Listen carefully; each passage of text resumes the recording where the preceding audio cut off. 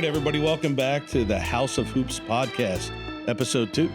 A lot of good feedback. Thank you, everybody who went out to view all the videos, whether it was on YouTube, Instagram, TikTok, everywhere. It was a lot of fun, a lot of good fun hearing feedback on those media networks, as well as directly. I received a ton of emails, messages on LinkedIn, new topics, questions, recommendations. So yeah, I got a haircut. Thank you guys for noticing. So that'll be a lot of fun. A lot of good notes. This episode will be pretty filled up. I did take notes and wrote some stuff down. So big economic thing everybody wants to talk about is tariffs. We'll get to that in a next segment. Entrepreneurship was a big one. A lot of people asking questions, whether it was what type of legal entity do I set up, an LLC, an S Corp, an LLC filing as an S Corp. Why go one way or another? I'm not a tax professional, so I'm not giving you advice. I'm just giving you, what affected me, how it benefited me, how I go about it today. Taxes, do I do it myself? Do I have someone help me out? Marketing, how do I market myself, the product, the business? Funding, did I go out and find funding? Did I borrow money? Did I self-fund it? What's the best way?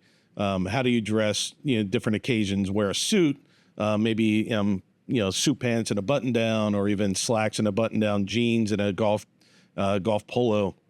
We'll get into a lot of that. Politics, general conversation topics, when to avoid it, when to embrace it, when to know when the right time is to allow that to happen.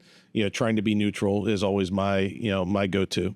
And then a lot of good topics on the watches and my shoes and the cars and stuff. So we'll get into some segments there as well to give you some enjoyment on the watch side, especially this episode. There'll be some special stuff coming up.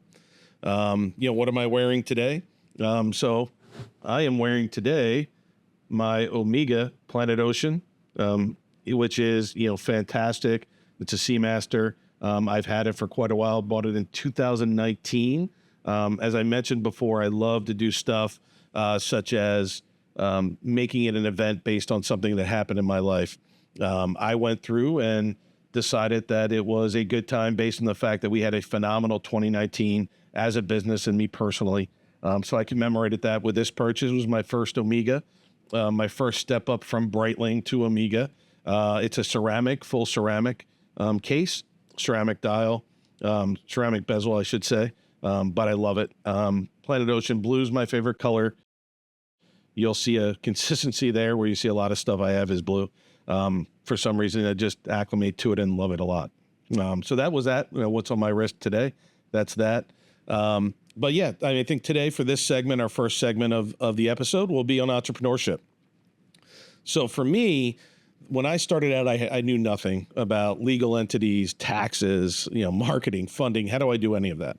As I mentioned, when I left the bank to start my own consulting company, I got lucky by having good relationships and having customers right out of the gate. So the funding side really wasn't necessary for me because I jumped right into revenue generation day one. Not everybody's going to be able to do that. So you need to think, distinctly about how am I going to fund what I need to do? I need to live day to day. So I can't really exhaust all of my savings just to start up a business without a plan long term. So how do I go about that? Do I find investors? Do I take out a loan? And I will say everything's different. It's different situations calls for different things. If you are going to start up something like I did, a consulting business, there's not a lot of overhead. Need to make sure I had a good computer. I had access to everything. Small things I needed to do, such as setting up instances in Microsoft with Azure for data accumulation, some small things on data security, but it was really minimalistic in my opinion on my upfront investment. I upgraded my laptop to something that I could make sure I could do a lot of heavy lifting work on, upgraded my network security, secured a NAS, a network area storage, to be able to store large amounts of data in a secure environment. But if you're doing something that really requires, other people to do development work, or you're doing inventory, you do need to make sure that you're capitalized correctly for the business. So, there's a lot of good companies out there, a lot of banks out there that help with upfront funding. I'm not a tax professional. I'm not a lender, so I'm not going to give you pure advice, but my advice would be to, and analyze what you need, and don't look at just what I need in the next month or two. understand what you need to do over the next 12 months, 24 months, 36 months. If this thing takes off, where am I going to go? If all of a sudden I get 100 orders and I was expecting 10, can I handle it? How do I handle it? Do I have access to capital to be able to handle it? Or else you could go under, day one because it was, too popular. On the flip side, if I was expecting 1,000 orders and I get 100, I built up an inventory. Can I sustain without making that sale? Because usually your cost of goods sold is going to get offset by your revenues. And if you purchased a lot of upfront inventory and you can't get it sold, your capital strains very, very quickly. So from a capitalization funding perspective, I would say go, step by step, analyze your position, but don't look at just a short term. Look at, what happens if it blows up? What happens if it doesn't?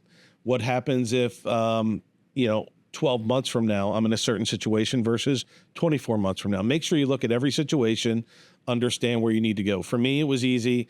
I've never taken outside funding, 100% self-funded to this day. Like I said, 11 years into the mix. But I'm unique in that sense based on the type of business we were doing. Now, obviously, we had to invest more and more and have a lot more expense and overhead today. But in the beginning, I didn't need to do that. So you need to know your business, what it could go to, and what you're going to do if that happens, and have a plan. The legal entity side, am I an LLC? Am I an S Corp? How do I do that? When I first started out, I didn't know anything. I just went to LegalZoom and set up a LLC. Quick and easy, didn't need to know anything, plugged in from information, boom, spat out Hoops Consulting LLC. I was done, good to go.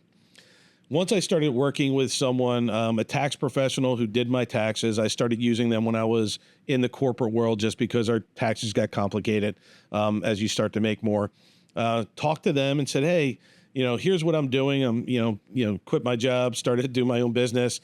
Here's what it is. They started asking me a ton of questions about, well, what are you doing here? How are you approaching this?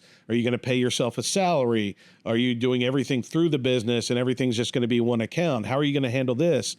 And I was like, whoa, slow down. Didn't even think about that.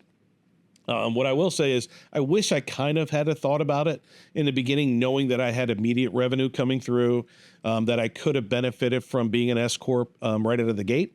I didn't understand the values between the two. And what I could do with it. So I started with an LLC. I've since moved the Hoops Consulting, moved to an S Corp eventually, and now we're an S Corp as Predictive Analytics Group. But I would have changed things differently. With uncertain income and uncertain income stream, LLC is certainly the benefit there. You control when you pay taxes, how you pay taxes from that perspective. There's obviously the self-employment tax you have to deal with. You have to understand how that works. You're basically, for lack of better words, paying both sides of Social Security and Medicare for the business. So if you make $10,000 on the year, you're paying that, 2.25% Medicare and 6.2% Social Security for both the employer side and the employee side. So it works out, to be 15% total that you're paying on your net income at the end of the year. And you do need to make, if you're making good money throughout the year, you need to make estimated tax payments quarterly so you can avoid any tax penalty for delayed payment of taxes. On an S Corp, the benefit of an S Corp is if you know what your income flow is going to be and what your revenue looks like, and your revenue and expense line, and at the end of the day, what you're going to take home as an individual, you can then take that apart and just say, okay, I know that me personally, I'm going to be 1 or 2, 3 employees in the business of an S Corp and say, I'm going to pay myself, $5,000 a month salary, $60,000 a year as an example. With that, I'm paying as myself out of my pocket, out of my paycheck, my half of the Social Security and Medicare. And then the company has the tax liability for their half of it. But the company's not paying all of it. I'm paying half of it personally. The company's paying only the other half, but it's only on the portion that is in there that is being paid from a salary perspective, not the entire income of the business. So that way, if you have additional expenses and everything, the business at the end of the year in an S Corp is generating a certain income level, but there's no taxes paid on Medicare and Social Security on that. It's just basically a pass-through to the owner. So if I'm an S Corp and I'm a 100% owner and my business makes $10,000 and I paid myself $60,000, I'm personally liable for the 60,000 and the 10,000 personally, but the business is only liable for paying the business half of the Social Security and Medicare side of what I'm paying myself as a salary. So there's a lot of benefits there. Again, I'm not a tax professional, but if you're paying rent as part of your house, as part of your business that you've allocated to the business, that goes against, your pay down from an expense perspective. If you're carrying costs, in anything from a, large purchase that you're depreciating, a lot of that goes a long way with a benefit. But if you're going to make the decision, am I an LLC or an S Corp, and you're not sure, I would say LLC is always the safe option, because it makes sure that you're not going to go against anything and get, audited because you did something from a illegal tax perspective because you didn't know what was happening, innocently, but it does happen. So be smart, be careful. I will always recommend talking to a tax professional, explaining what your business is going to be, explaining how it's going to flow through and what's going to work. And it might not be the same for every person. And even if you're doing the same business as someone else, your setup might be completely different. And it's always going to be a one-off situation of understanding all the factors that go into it. Do you have consistent revenue flow? Are you carrying inventory?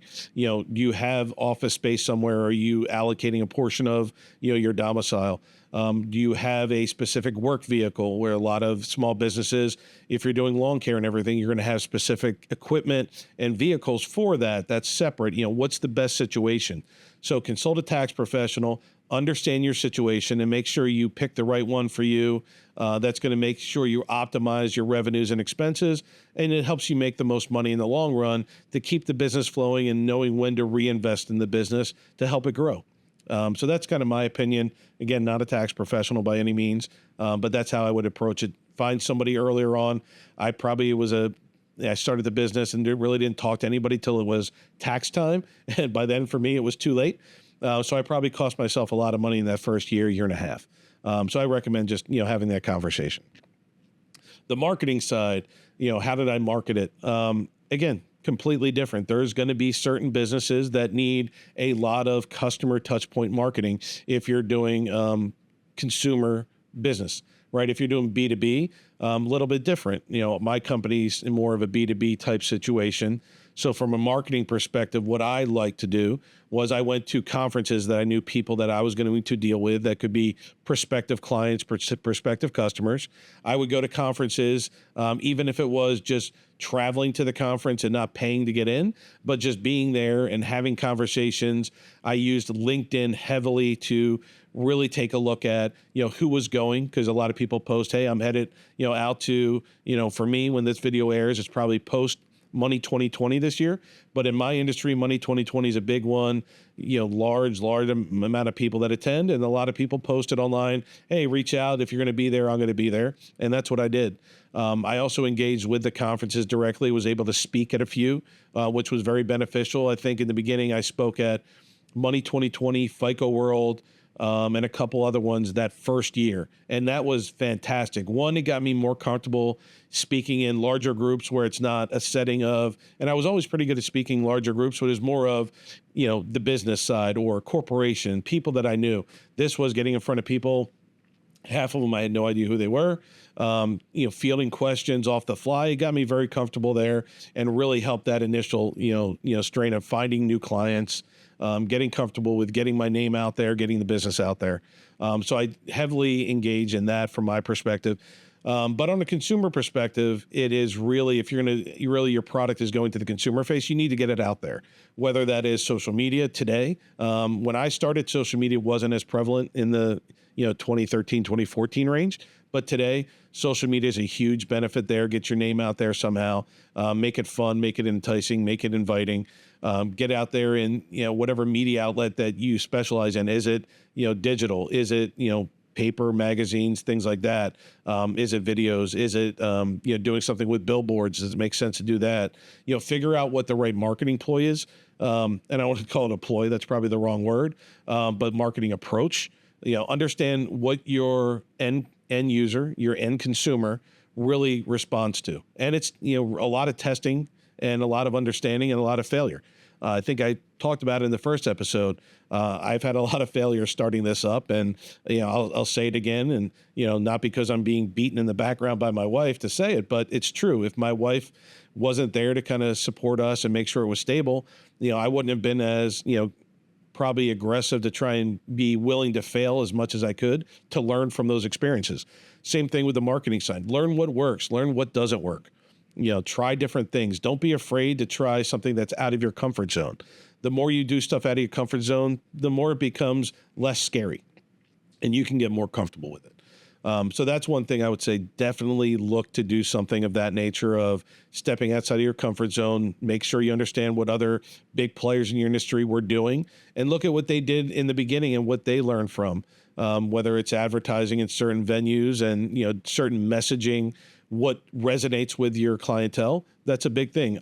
You need to put yourself in their shoes, not what you think works good, but what they think works good. And you being able to be in their shoes is a big one. And I'll say that to any young entrepreneur. If you have not been in the side of the business that you're targeting, you haven't worked in that industry, you just have a great product idea, you really need to figure out how to understand what makes the end consumer looking to consume your product. What works well, looking at it from the inside of a company, do some internships, get out there, get yourself visible, get the learning in, don't be afraid to fail, make sure you're doing and testing everything and get out of your comfort zone. That's the big thing. Get out of your comfort zone. Don't be afraid to get out there and do things.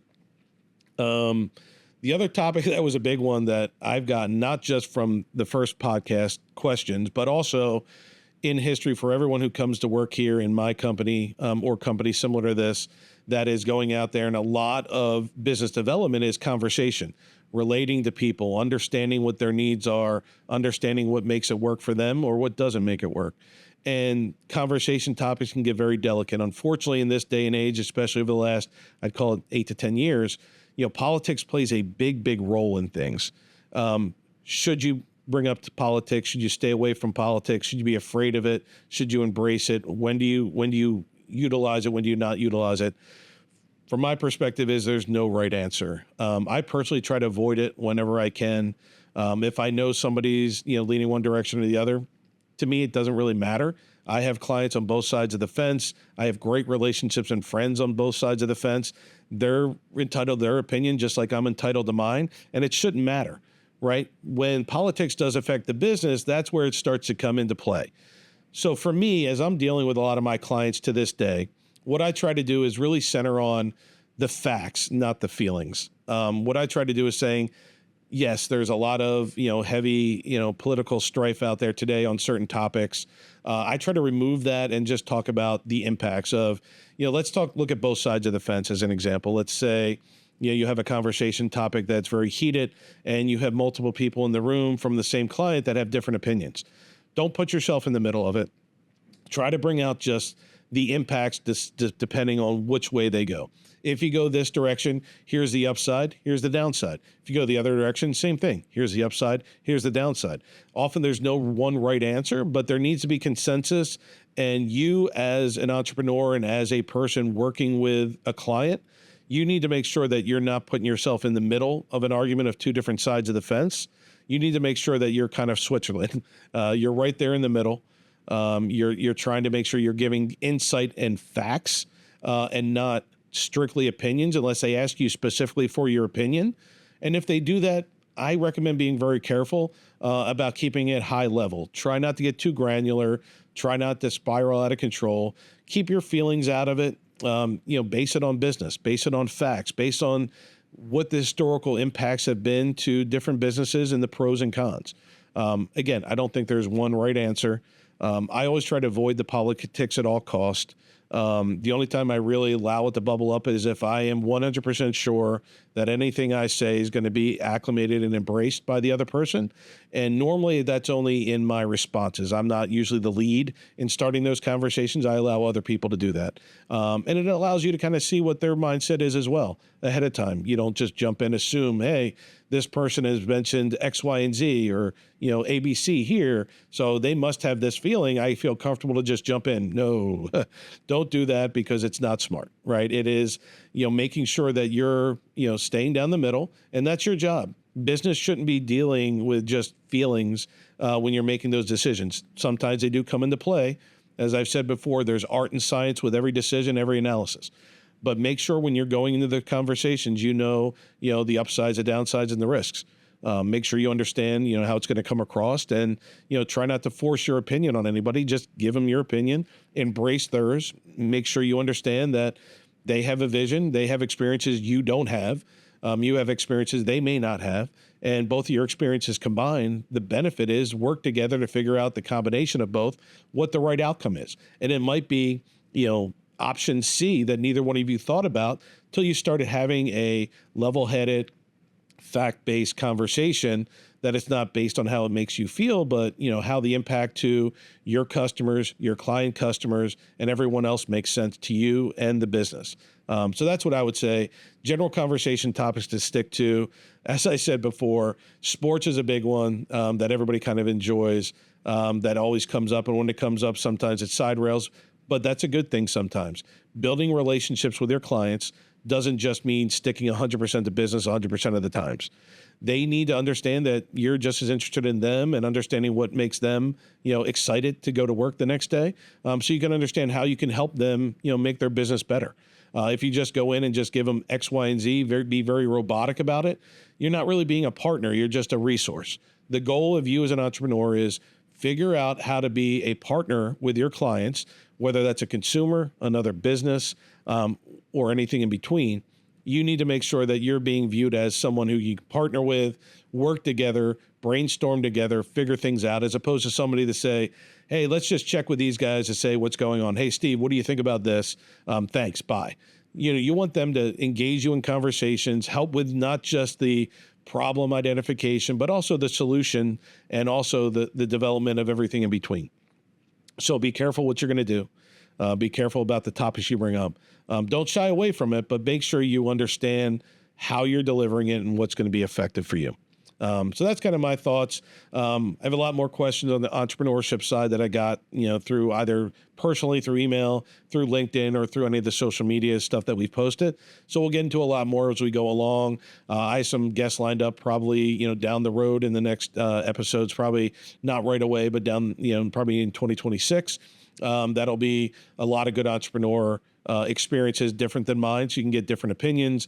We'll be able to ask some questions of people, try to be consistent in what we're looking at, and allow them to kind of give their insight, so you get more than just my view of it. And then hopefully it'll help me learn too. I always like to hear about other people's experiences and learnings to help me kind of draft what's next for me. Similar to this, the podcast, I never would have done this unless I've always thought about doing it, but probably wouldn't have done it unless I got the kick in the butt from a few people that helped me kind of do this and partner with me. So it's exciting. So for now, this is segment one. Get ready to do the next couple of segments. And again, the feedback's great. Keep giving us feedback on all the different platforms, but, like, comment, subscribe, and, off to the next topic. Hey, just wanted to catch back up. Actually, we just got done filming the first segment, the entrepreneurship stuff, and Devin and I got to talking just as, things happen, you start discussing things. And, ironically, one of the things I probably left out that ironically really didn't come up in some of the questions, but is definitely something that's important when you're going out on your own, you're starting to do your own business. Some things that I see that you need to plan long-term is, you're going to do this until you retire. Yeah. And if you retire, how do you plan accordingly? Like, if you're going to build your own business and it goes year to year, it does okay, you're making money, you're not at a corporation, you don't have a 401k, how do you get through? You also don't get life insurance as an example either. So how do you make that work? So for me, it was something that was a gap when I first started doing stuff. And I like to talk to people about, how I like to do things and what I approach. Doesn't mean it's the right way to do it. But one thing that's, I think, misunderstood is the self-employed IRA, a SEP IRA. Brian, who's my financial guy, who's helped me tremendously find life insurance for me, so my family's taken care of if something were to happen to me and the business doesn't go on, as well as, where I'm going to be in 20, 30 years when I want to retire. And it was, I don't have a 401k. I have my rollover 401ks from previous companies, but not accumulating more. So what's next? You're restricted on the IRA side, Roth IRAs, traditional IRAs. So I got to speaking with him, and what's worked out well for me is a SEP IRA. The good thing is it's tied to the success of the business, for better or for worse. If you are an S Corp, we talked about LLC S Corp in the last segment. If you're an S Corp, whatever your payroll is in that S Corp is 25% of that is allowed to be put into a SEP IRA. It works similar to traditional IRA, but it's based on success of the business. And it's good for anybody who's a W-2 under that business, that self-employed business that you're allocating that account for. Downside is if you're going to be a huge corporation, hundreds of people working for you, that might not be your personal thing that you want to do. But if it's a smaller mom and pop type business that you're looking to do something with, and a lot of your employees are 1099s or contractors, then it might be the right thing. Again, it's going to be a hit or miss based on your specific situation. But if you're a single LLC, partnership LLC, or an S Corp with minimal employees, the SEP route was good for me. If you're an S Corp where you have yourself a salary, whatever that salary is, 25%, like if you're paying yourself $60,000 a year, that means you can put $15,000 a year into a SEP IRA. If you're an LLC and your business makes 60 grand, same thing, 15% or 25% of that, 15 grand, you can put into the SEP IRA. And allows you to do more to be able to get ahead and retire based on the success of your business. The other good thing is, you can wait till the end of the year, till the year closes out, and the rules and regulatory wise, what you're allowed to do is you can figure out what the business made, and then you can make deposits into that SEP IRA all the way up until March 31st of the following year. This being filmed in late 2025, I could decide to say, I'm not sure where we're going to end up the year profit wise. If I'm an LLC, I could be break even. I could have money coming in late and make a lot of money into the business, and then I have more flexibility. Once I'm done and I myself do my taxes, or my tax person does the taxes for me, I can find out January, February, hey, the business made this much money. Okay, well, if I want to, I can take that money and put it into the SEP IRA, 25% of the profit in the LLC as an example.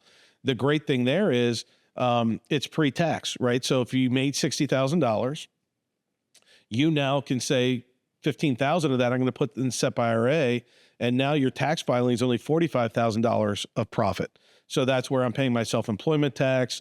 My K-1 goes to my personal side for federal income tax, state income tax, and then from there I'm saving $15,000 that I would have paid in taxes pre-tax into the SEP IRA. Now, once I start withdrawing from the SEP IRA and everything, obviously the money that comes out of there will be taxed later. So you're not avoiding it completely, but you're delaying the tax burden. And it's great as a self-employed person that the rules are that I can wait until I figure out what I make during the year to figure out how much I want to put in or how much I don't want to put in based on the success of the business. So I think it's something you should definitely look into. May not be something that you can do year one, year two until your business starts making a profit. But once you start making a profit, it's definitely something that is a big benefit. In the early years of the business when you don't make money, a traditional IRA is definitely something you should look into, because you definitely want to put away money for yourself in the long run, so you're prepared when you retire. Because who knows how long the business is going to last? Who knows how long you're going to be able to do it? So planning for the future is very important. I highly recommend, if you don't have expertise in it, reach out to a professional, either someone or a certified public accountant type person.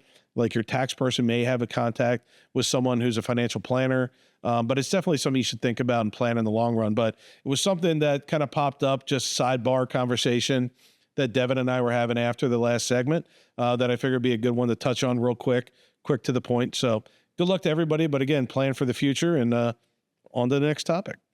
All right, people, we're on our way to see Mitch, Watches of Switzerland. So this will be a fun one, going to take a look and pick up a new watch I ordered. And we've talked about watches before. So this is my first Jacob & Co. Never had one before. I've always kind of been interested in them. This one really popped at me. I love blue, is my favorite color. It is their Epic X ceramic. So it's full ceramic. It's pure white, blue bezel, blue face, blue dial. So it's really fun. I'm really excited about it.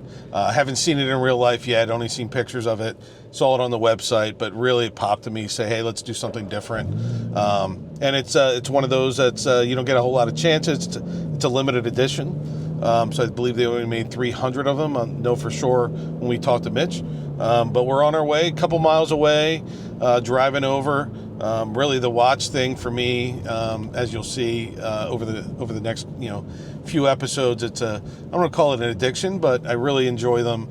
It's something that once I started to be successful, it really drew me to them. It helps me, enjoy, the success I've had, but also it's something that's a great conversation starter. So many of clients that I deal with are also watch people. When you start getting, higher up the rungs with talking with certain individuals, they're very, very focused on luxury items, and they're happy to talk about it. A lot of them are conversation starters with random people. Just going out, we talked about entrepreneurship, business development. How do you start those conversations? How do you find common ground? Watches, cars, sneakers, those type of things aren't just luxury items that you're rewarding yourself for different events and different successes, but it also can help you on top of that with conversation starters, likenesses that you like with someone else likes. So it's really good for me, not just to enjoy the successes, but also to use it as a business development tool, figure out good ways to break ice. There's nothing like, asking someone, hey, what's on your wrist? And having a conversation, because when I look at different watches, each watch that I've bought is something occurred in my life that I bought it for that reason. For example, this is the watch we're going to go visit Mitch. This Rolex is the first Rolex I ever bought and first watch I ever bought from Mitch. And it was 2021, post-COVID. My original watch dealer closed shop. And it was my first introduction to him, and it was after I bought my first, let's call supercar. It was an Aston Martin. After I bought that, I said I really want to buy a watch to go with it, and this was the first watch that I bought, and it was from Mitch post the Aston Martin purchase. So it all ties together, and they all have a story. So I really enjoy it. Like I said, I think watches, sneakers, clothes, shoes, cars, they all kind of go in together with that ambiance of, where have you been? What successes have you had?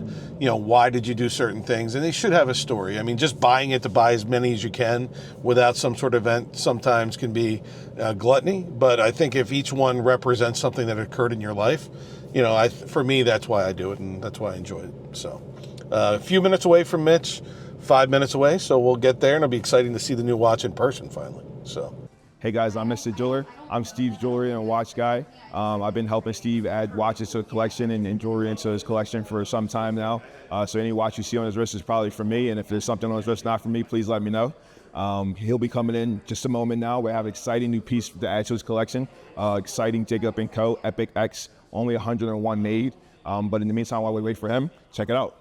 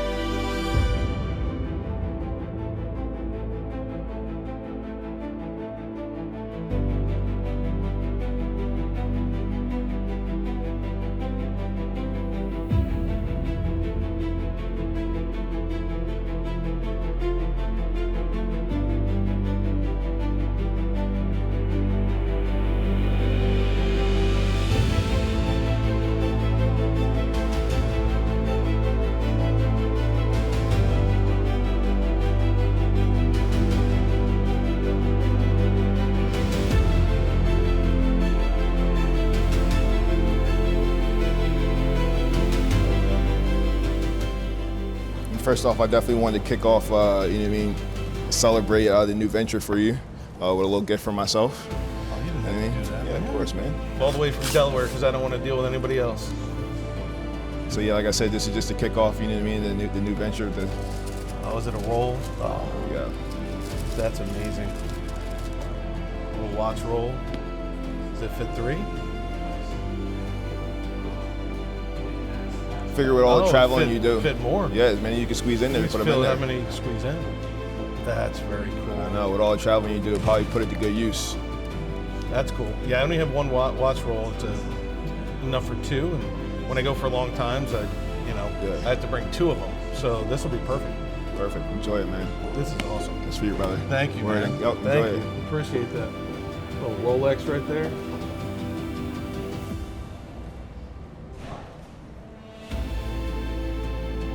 So yeah, in here we're gonna have the Jacob & Co. Epic X. What this is a watch by Jacob & Co. Jacob is one of the masters of jewelry, craftsmanship. Some absolutely incredible movements come in his timepieces that you can just have on your wrist and be unique and have something that no one else in the room is going to be wearing. This is where he started, with a watch like this from Jacob & Co. This particular one is the Epic X ceramic case. One of my favorites with the blue dial. You can see right through that. It's going to be kind of skeletonized. Like I mentioned, that ceramic case, really clean and all white, rubber strap.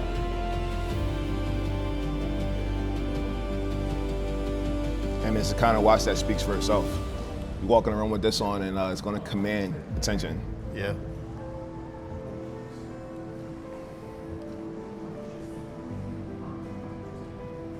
He even tints the back there. And he does that more for legibility. So when you're looking at this and it's on your wrist, you'll be able to kind of see it even more crystal clear, the time. That's that. Yeah, but the whole thing just drew me. I walked through and you said Jacob & Co. we're selling now. You always have it. I didn't realize it. And when I was going online, I always loved watching a couple other, social media guys, producer Michael, a couple of those guys swear by Jacob & Co. and have great relationships. So I always wanted one. Always saw the Astronomias and everything. And as soon as I went online, he said, you should check out the Epic X. As soon as I went online, that was the first one. I didn't even have to scroll. It was there. And I was just like, I think we were on the phone talking about the Hamilton. Yeah, exactly. Like, and I this said, here? Tell me about this watch. Yeah. Like literally, it was like Hamilton to tell me about this watch directly. And speaking of always one in one, this was there's only 101 of these made. This was number 43, which I think we touched upon, but just wanted to just go back to saying, like, when you walk into a room, it'll be hard to be sitting in the same room with someone that has his watch on, unless you're with one of the other 100 guys, Yeah. So really, it's a really special piece and a way to definitely stand out when you're at this part of your watch collection. You're looking for pieces like these that kind of exactly. Out. Yeah. Something that's unique. Correct. Yeah. But this watch is reason I want this watch is I wanted a watch to commemorate kicking off the podcast, doing the podcast, and I mean, what better way to kick off something new than starting a new collection? I've never had Jacob & Co. I've always wanted one. So it's first time for me for this, first time for me for social media. So yeah, that's the way they do it. It kind of fits perfect. So we'll remember that. Like I've always said, it's making sure it means something to you, so you always remember it when you pass it down to your kids or whatever. There's a story behind it, and it'll live forever. The strap is really comfortable. It's going to be comfortable, yeah, and just it'll breathe easy, which is I know summer's over, but it'll really be really great in the summertime.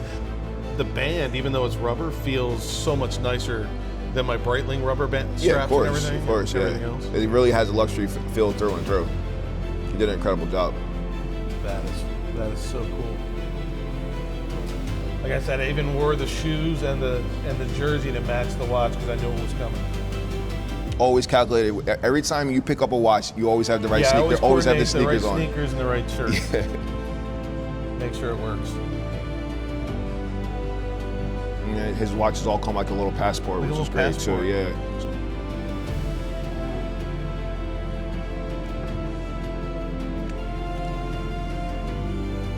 Yeah, I mean, they do great work.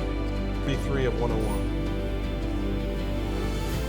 So chance of being in the same room with someone with that watch on is very, very slim. Yeah.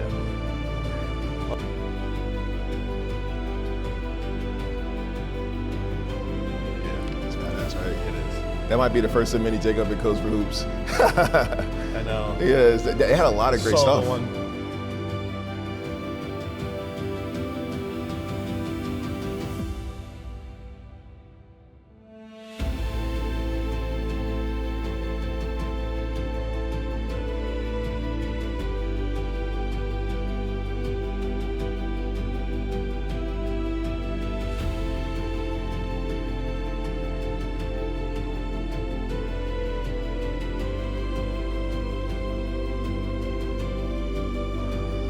Yeah.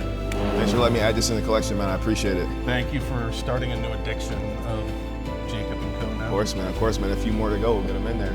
Thank you. Yeah, there will be. Now that I feel it, there's zero chance it's the last one. There'll definitely be a few more.